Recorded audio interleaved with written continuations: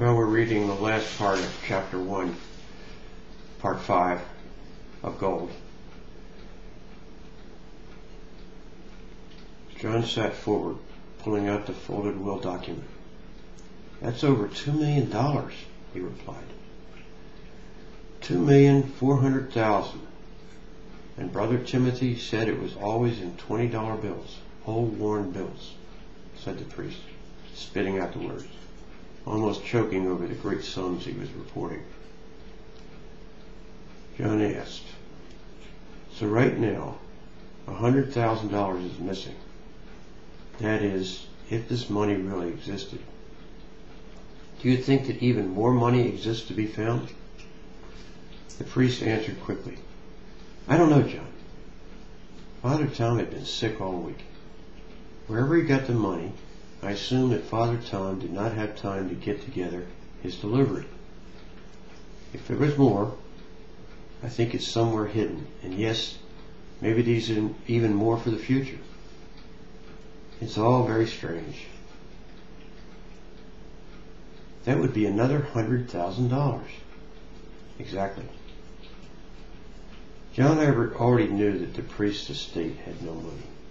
To please the young priest, he opened the folder of the old priest's estate materials, and 3 letters fell out. One was the will instrument, which John had prepared. The second was an authorization for John to be the priest's executor. The third held the key to the old man's safe deposit box. As Father Philip watched, he opened the will. He unfolded and scanned the 2-page document. He said, "This is boilerplate.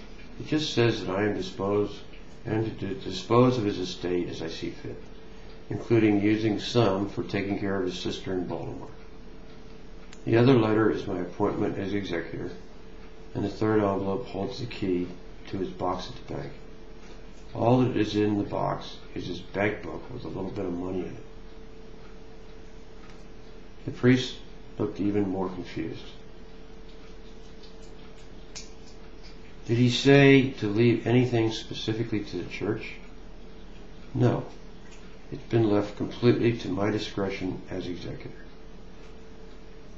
Father Philip had a look on his face of a child who had not received what he wanted, an adult petulance of sorts.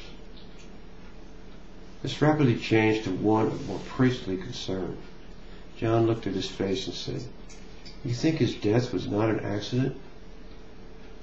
Father Philip put his hands over his cheeks. "An autopsy will be done," said John. "From the looks of his condition, it was a heart attack, plain and simple. Anyway, an autopsy will confirm that his death was a natural one.